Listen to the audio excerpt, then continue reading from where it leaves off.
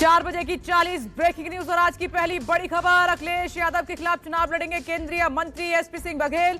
BJP ने सपा के गढ़ करहल से एसपी सिंह बघेल को अपना प्रत्याशी बनाया है। एसपी सिंह बघेल ने आज करहल से नामांकन दाखिल भी कर दिया है और सबको हैरान कर दिया। एसपी सिंह बघेल 2009 में फिरोजाबाद से अखिलेश यादव के खिलाफ और डिंपल यादव के खिलाफ चुनाव भी लड़ चुके हैं। साल 2014 में फिरोजाबाद से अक्षय यादव के खिलाफ भी उन्होंने चुनाव लड़ा था। आगे बढ़ते हैं दूसरी बड़ी खबर का रुख कर लेते हैं। अखिलेश यादव ने मैनपुरी की करहल सीट से अपना नामांकन दाखिल किया। मैनपुरी की करहल सीट समाजवादी पार्टी का गढ़ मानी जाती है और पिछले 30 साल से करहल सीट पर समाजवादी पार्टी का कब्जा रहा है। अखिलेश यादव पहली बार विधानसभा चुनाव लड़ रहे हैं। अखिलेश यादव ने नामांकन भरने के बाद कहा कि 22 में बाईसाइकिल ही आएगी। आगे तीसरी बड़ी खबर, यूपी में आज पीएम मोदी ने संभाली प्रचार की कमान। अपनी पहली वर्चुअल रैली में पीएम मोदी ने अखिलेश यादव पर कड़ा वार किया है। कहा कि जो लोग अपने आप को युवाओं का प्रतिनिधि बताते हैं वो लोग अंधविश्वास के चलते नोएडा आने से कतराते हैं। वो लोग अपने स्वदेशी टीके और वैज्ञानिकों पर भरोसा नहीं करते। पीएम मोदी ने कहा कि ऐसे लोग क्या यूपी के युवाओं के टैलेंट इनोवेशन का सम्मान कर सकते हैं। आगे 4 बजे की चौथी ब्रेकिंग न्यूज। पीएम मोदी ने अपनी वर्चुअल रैली में समाजवादी पार्टी पर जमकर निशाना साधा।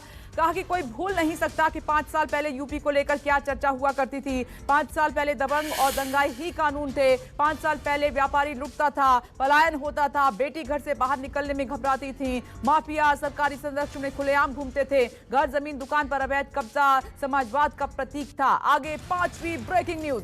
मिशन यूपी पर जुटी प्रियंका गांधी आज नोएडा में रही और प्रचार किया। प्रियंका गांधी अपने प्रत्याशी पंखुड़ी पाठक के लिए डोर टू डोर प्रचार कर रही हैं। प्रचार से पहले प्रियंका गांधी ने नोएडा के अलग अलग वर्ग के लोगों से मुलाकात की और इस दौरान प्रियंका गांधी ने कहा कि 3 दशक के बाद हम उत्तर प्रदेश में 430 सीटों पर चुनाव लड़ रहे हैं। जातिवाद और सांप्रदायिकतावाद फैलाने से सिर्फ राजनीतिक दलों का फायदा होता है, जनता का फायदा बिल्कुल नहीं होता। अब आगे एक और ब्रेकिंग न्यूज। नोएडा में कांग्रेस प्रत्याशी पंखुड़ी पाठक के लिए प्रचार करने पहुंची प्रियंका गांधी। प्रियंका गांधी ने प्रचार से पहले कालीबाड़ी मंदिर में पूजा अर्चना की। तस्वीरें आप देख भी रहे हैं। मंदिर के अंदर प्रियंका गांधी ध्यान मुद्रा में बैठी और बहुत देर तक पूजा अर्चना की, आरती की। नोएडा सेक्टर 56 के कालीबाड़ी मंदिर में पूजा के बाद प्रियंका गांधी ने नोएडा क्लब में अलग अलग तबके के लोगों से मुलाकात भी की। आगे 4 बजे की 7वीं ब्रेकिंग न्यूज। कांग्रेस ने बिकरू विकास दुबे कांड में मारे गए अमर दुबे की पत्नी खुशी की मां को टिकट दिया है। कांग्रेस ने कानपुर के कल्याणपुर सीट से खुशी दुबे की मां गायत्री तिवारी को टिकट देकर सबको चौंका दिया है। उत्तर प्रदेश विधानसभा चुनाव के लिए कांग्रेस ने 6 उम्मीदवारों का और ऐलान किया है। खुशी की मां को जिस कल्याणपुर विधानसभा सीट से टिकट मिला है वहां से फिलहाल बीजेपी की नीलिमा कटियारी विधायक हैं, इनसे होगा मुकाबला। आगे एक और ब्रेकिंग न्यूज, 8वीं बड़ी खबर।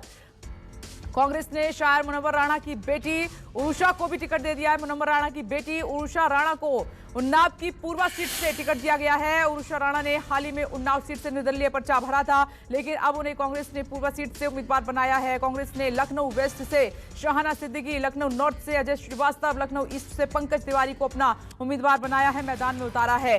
आगरा से बड़ी खबर आ रही है। आगरा में आज सीएम योगी समाजवादी पार्टी, कांग्रेस और बीएसपी के खिलाफ खूब बरसे हैं, गरजे हैं। सीएम योगी ने कहा कि आपराधिक छवि वालों को वोट देने की होड़ मची हुई है। मुजफ्फरनगर के दंगे से सपा की टोपी रंगी हुई है। निर्दोष नौजवानों के खून से सपा के हाथ रंगे हुए हैं। राम भक्तों पर गोली चलाने का पाप इन पर है। जब जब सपा और बसपा की सरकार बनी, दोनों ने यूपी को बर्बाद करने का षड्यंत्र रचा है। अब 10वीं ब्रेकिंग न्यूज का रुख करते हैं। सीएम योगी 4 फरवरी को कर सकते हैं नामांकन। सूत्रों के मुताबिक बड़ी खबर, गोरखपुर की सीट से पर्चा दाखिल करेंगे। इससे पहले सीएम योगी 2 फरवरी को गोरखपुर जाएंगे। 2 और 3 फरवरी को सीएम योगी मतदाताओं से संवाद भी करेंगे। साथ ही अलग अलग व्यापारिक संगठनों, बीजेपी और युवा वाहिनी के नेताओं से भी उनकी मुलाकात होगी। आगे बढ़ते हैं। यूपी के डिप्टी सीएम केशव प्रसाद मौर्य ने ट्वीट करके बीजेपी सरकार के काम गिनाए हैं। 1 करोड़ 67 लाख रसोई गैस देकर माताओं को धुएं से मुक्ति दी। 2 करोड़ 61 लाख शौचालय देकर बहनों को सम्मान दिया। केशव प्रसाद मौर्य बोले 42 लाख गरीबों को पक्का मकान दिया। आज माताएं बहनें गर्व से रह रही हैं। भाजपा में ही हमारा सम्मान, कमल हमारा निशान है। आगे एक और ब्रेकिंग न्यूज। आगरा दक्षिण में प्रचार के दौरान स्मृति ईरानी ने अखिलेश यादव पर हमला बोला है। कहा कि सपा अपराधियों के सारे चुनाव मैदान में है और सपा ने सिर्फ अपराधियों को टिकट दिया है। प्रियंका गांधी पर स्मृति ईरानी ने तंज कसते हुए कहा कि प्रियंका गांधी ने नारा दिया है कि लड़की हूं लड़ सकती हूं क्योंकि उनके घर का लड़का नहीं लड़ सकता। ये बड़ा तंज कसा गया है। आगे वोटिंग से पहले समाजवादी पार्टी का लोगों से एक और वादा। समाजवादी पार्टी ने अपने आधिकारिक ट्विटर अकाउंट से ट्वीट करके 10 रुपए की थाली का वादा किया है। कहा कि सरकार बनने पर गरीब श्रमिकों मजदूरों को समाजवादी कैंटीन में 10 रुपए में थाली मिलेगी। सपा ने लिखा कहा कि भूख की समस्या का समाधान होगा, उत्तर प्रदेश में बदलाव होगा, 22 में साइकिल ही आएगी। आगे एक और बड़ी खबर गाजीपुर से आ रही है। गाजीपुर के जहूराबाद से चुनाव लड़ेंगे ओम प्रकाश राजभर। ओम प्रकाश राजभर ने यूपी चुनाव के लिए अपनी पार्टी की पहली सूची जारी की है और सुभाषपा ने 5 सीटों गाजीपुर, हरदोई, वाराणसी, सीतापुर और बहराइच के लिए उम्मीदवारों की घोषणा भी कर दी है। सुनील अर्कवंशी हरदोई के, सनीला, मनोज राजवंशी मिश्र सीतापुर और ललिता पासवान बहराइच से चुनाव लड़ेंगी। आगे एक और बड़ी खबर का चुनावी दंगल के बीच आज एक तस्वीर सामने आई है, बेहद दिलचस्प है, जिसमें स्मृति ईरानी ने मुलायम सिंह यादव के पैर छुए, आशीर्वाद लिया। संसद सत्र के दौरान मुलायम सिंह यादव संसद की सीढ़ियों से उतर रहे थे तो इसी बीच स्मृति ईरानी उनके पास आई। नेताजी को बाहर आता देख स्मृति ईरानी उनके पैर छूती हुई दिखाई आपको दे रही हैं। मुलायम सिंह यादव ने भी स्मृति ईरानी के सिर पर हाथ रखकर उन्हें आशीर्वाद दिया है। ये वीडियो सोशल मीडिया पर तेजी के साथ वायरल भी हो रहा है। चुनावी रैलियों को लेकर चुनाव आयोग ने कई पाबंदियों में ढील दे दी है। अब खुले स्थान पर आयोजित सभा में 500 की जगह 1000 लोग शामिल हो सकते हैं। इसके अलावा इंडोर मीटिंग में 500 लोग शामिल हो सकते हैं। डोर टू डोर कैंपेन में अब 20 लोग जाकर प्रचार कर सकेंगे। हालांकि उत्तर प्रदेश, पंजाब और उत्तराखंड समेत 5 राज्यों के चुनाव में बड़ी रैलियों पर अब भी रोक जारी रहेगी। अब एक और बड़ी खबर पंजाब से। पंजाब के सीएम चरणजीत सिंह चन्नी ने बरनाला के भदौर विधानसभा सीट से नामांकन किया। भदौर से पिछली बार आम आदमी पार्टी के प्रत्याशी पीरमल सिंह धौला ने जीत दर्ज की थी और भदौर सीट से कांग्रेस तीसरे नंबर पर रही थी। सीएम चन्नी इस बार चमकौर साहिब के अलावा भदौर से भी चुनावी मैदान में है। नामांकन करने के बाद चन्नी बोले कि मैं सुदामा मालवा वाले कृष्ण बनकर मुझे संभालेंगे। अब आगे एक और बड़ी खबर पंजाब के सीएम चरणजीत सिंह चन्नी के 2 सीट से चुनाव लड़ने पर अरविंद केजरीवाल ने कटाक्ष किया। कहा कि चमकौर साहिब से हारेंगे चन्नी। केजरीवाल ने ट्विटर पर लिखा है कि हमारे सर्वे के मुताबिक चन्नी जी चमकौर साहिब से हार रहे हैं और चन्नी ने 2 सीटों से चुनाव लड़ने का ऐलान किया। इसका मतलब सर्वे सच है। केजरीवाल ने दावा किया है कि इस बार पंजाब में आम आदमी पार्टी की सरकार बनेगी। आगे एक और ब्रेकिंग न्यूज आपकी टीवी स्क्रीन पर। अकाली दल के प्रधान और श्रोमणी अकाली दल बीएसपी गठजोड़ के सीएम फेस सुखबीर सिंह बादल ने जलालाबाद सीट से नामांकन भर दिया है। सुबह सबसे पहले जलालाबाद विधानसभा क्षेत्र पहुंचे सुखबीर सिंह बादल। सुखबीर सिंह बादल के साथ उनकी सांसद पत्नी हरसिमरत कौर बादल भी मौजूद रहीं और इस दौरान हरसिमरत कौर ने कहा कि लोग दिल्ली से आकर पंजाब के ऊपर राज करना चाह रहे हैं पर लोग उनकी साजिश सफल नहीं होने देंगे। 20वीं ब्रेकिंग न्यूज, प्रकाश सिंह बादल ने अपनी पारंपरिक लांबी सीट से नामांकन किया है। 5 बार पंजाब के सीएम रह चुके प्रकाश सिंह बादल सबसे बुजुर्ग प्रत्याशी हैं। 95 साल की उम्र में प्रकाश सिंह बादल ने नामांकन भरा है। प्रकाश सिंह बादल ने कहा कि लांबी में उनका मुकाबला किसी से नहीं है, शानदार जीत हासिल करेंगे। सुखबीर सिंह बादल उनके कवरिंग कैंडिडेट हैं। अब आगे एक और बड़ी खबर, पूर्व सीएम कैप्टन अमरिंदर सिंह ने पटियाला शहर से अपना नामांकन भरा। कैप्टन अमरिंदर सिंह ने अपनी बेटी जोगिंदर कौर और मेयर बिट्टू के साथ नामांकन भरने पहुंचे थे। 1 फरवरी को पंजाब में नामांकन का आखिरी दिन है। कैप्टन अमरिंदर सिंह के खिलाफ कांग्रेस ने पटियाला के पूर्व महापौर विष्णु शर्मा को टिकट दिया है। विष्णु शर्मा इसी महीने कांग्रेस में फिर से शामिल हुए हैं। अब आगे बढ़ते हैं, एक और बड़ी खबर आपकी टीवी स्क्रीन पर 4 बजे की। ड्रग्स केस में फंसे दिग्गज अकाली नेता बिक्रम सिंह मजीठिया को सुप्रीम कोर्ट से बड़ी राहत। सुप्रीम कोर्ट के आदेश के बाद 23 फरवरी तक पंजाब सरकार बिक्रम सिंह मजीठिया के खिलाफ कोई एक्शन नहीं ले पाएगी। सुप्रीम कोर्ट की तरफ से मजीठिया को 23 फरवरी तक प्रोटेक्शन दे दिया गया है। अब मजीठिया खुलकर पंजाब में चुनाव प्रचार कर सकते हैं। पंजाब में 20 फरवरी को मतदान देखते हुए राहत दी गई है। आगे एक और ब्रेकिंग न्यूज, मोगा सीट से मालविका सूद ने नामांकन भरा है। मोगा से मालविका सूद को कांग्रेस ने टिकट दे दिया है। मालविका सूद के लिए खुद एक्टर सोनू सूद प्रचार लगातार कर रहे हैं। गांव-गांव जाकर सोनू सूद कांग्रेस के लिए वोट भी मांग रहे हैं। इस पर रहेगी नजर। आगे वित्त मंत्री निर्मला सीतारमण ने लोकसभा में आर्थिक सर्वे प्रस्तुत कर दिया है। आर्थिक सर्वे में वित्त वर्ष 2022 के लिए वित्तीय लक्ष्यों को हासिल करने का भरोसा जताया गया। आर्थिक सर्वेक्षण में वित्त वर्ष 2022-23 में जीडीपी 8 से 8.5% रहने का अनुमान लगाया गया है। कल 1 फरवरी को वित्त मंत्री निर्मला सीतारमण बजट 2022-23 प्रस्तुत करेंगी। अब आगे 25वीं ब्रेकिंग न्यूज, संसद पहुंचे पीएम मोदी ने बजट सत्र से पहले कहा कि बजट पर खुले मन से चर्चा करें। बजट देश को नई ऊंचाई पर ले जाने का मौका है। पीएम मोदी ने सांसदों से सदन की चर्चा में शामिल होने की अपील की। कहा कि चुनाव चलते रहेंगे लेकिन बजट पर चर्चा में शामिल हों। पीएम मोदी ने सभी आदरणीय सांसद और दल से खुले मन से उत्तम चर्चा कर देश को प्रगति के रास्ते पर ले जाने की अपील की है, मदद करें ये कहा है। आगे बढ़ते हैं, 26वीं ब्रेकिंग न्यूज का रुख कर लेते हैं। बजट सत्र के दौरान राष्ट्रपति रामनाथ कोविंद का अभिभाषण हुआ। राष्ट्रपति रामनाथ कोविंद ने सरकार के काम गिनाए हैं। रामनाथ कोविंद ने कहा कि 2 करोड़ से अधिक पक्के घर मिले हैं। आवास योजना के तहत 1 करोड़ से ज्यादा घर स्वीकृत किए गए हैं। राष्ट्रपति रामनाथ कोविंद ने कहा कि सरकार गरीब की गरिमा को बढ़ाने का काम लगातार कर रही है। पेयजल की व्यवस्था हुई है। स्वामित्व योजना के तहत घर के कागज मिले हैं जिससे कि विवाद कम हुआ है। अब 27वीं ब्रेकिंग न्यूज आपकी टीवी स्क्रीन पर, जो कि पेगासस मामले से जुड़ी हुई है। मोदी सरकार पर हमलावर है कांग्रेस।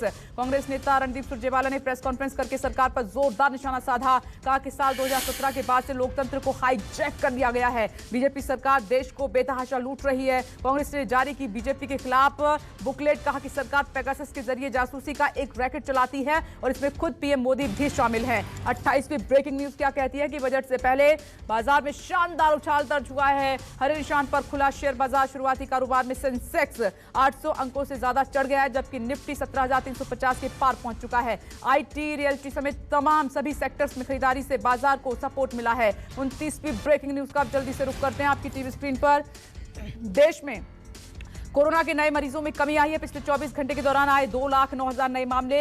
959 संक्रमितों की मौत हुई है। कोरोना के नए केस में 10% की कमी आई है। कल के मुकाबले करीब 35,000 मरीज कम भी हुए हैं। भारत में पिछले 24 घंटे का यह आंकड़ा आपकी टीवी स्क्रीन पर है। 2,62,000 लोग ठीक भी हुए हैं और एक्टिव केस घटकर 18,31,000 पर पहुंचे हैं। अब केरल से एक चिंताजनक खबर है। लगातार दूसरे दिन केरल में एक दिन में कोविड के 51,570 नए मरीज मिले हैं। केरल के बाद कर्नाटक, महाराष्ट्र और तमिलनाडु में बड़े मरीज। कर्नाटक में 28,000, महाराष्ट्र में 22,000 और तमिलनाडु में 22,238 नए मामले आए हैं। आगे कर्नाटक में बढ़ते संक्रमण के बीच आज से खुले स्कूल पहुंचे बच्चे मास्क पहने हुए नजर आए। स्कूल को समय समय पर किया जा रहा है सैनिटाइज। स्कूल में कोरोना नियमों का पालन किया जा रहा है। कर्नाटक में आज से नाइट कर्फ्यू भी खत्म कर दिया गया है। वहीं जिम और स्विमिंग पूल 50% क्षमता के साथ काम करेंगे और शादियों में 300 लोगों को जाने की परमिशन है। 32वीं ब्रेकिंग न्यूज। राजस्थान में कल से खुलेंगे 10वीं और 12वीं स्कूल और 10 फरवरी से 6 से 9वीं तक के स्कूल भी खुल जाएंगे। छात्रों को माता पिता अभिभावक की लिखित सहमति के बाद स्कूल आने की अनुमति होगी। छात्रों के पास ऑनलाइन क्लास का विकल्प बना रहेगा। राजस्थान में जनता कर्फ्यू खत्म कर दिया गया है, लेकिन नाइट कर्फ्यू अब भी जारी रहेगा। अब 4 बजे की 33वीं ब्रेकिंग न्यूज। कानपुर में बस ने ट्रैफिक बूथ तोड़ा और कई लोगों को कुचल दिया है। हादसे में 6 लोगों की मौत हो गई है, कई लोग घायल हो गए। सूचना मिलते ही मौके पर पहुंची पुलिस ने घायलों को अस्पताल में भर्ती कराया है। राष्ट्रपति रामनाथ कोविंद, पीएम मोदी और सीएम योगी ने हादसे पर दुख जताया और पीड़ित परिवार को हर संभव मदद का भरोसा भी दिया है। 34वीं 4 बजे की ब्रेकिंग न्यूज। अब एक दर्दनाक हादसा हुआ है। यात्रियों से भरी पिकअप वैन गड्ढे में जा गिरी है। हादसे में 4 लोगों की मौत हो गई है, 25 लोग जख्मी हैं। इलाज के लिए अस्पताल भर्ती कराया गया है और हादसे के कारणों का अभी तक पता नहीं चल पाया है। अब आगे बढ़ते हैं, 35वीं बड़ी खबर का रुख कर लेते हैं। आप देख रहे हैं अलग अलग जगहों पर अवैध हथियार बनाने वाली फैक्ट्री का खुलासा हुआ है।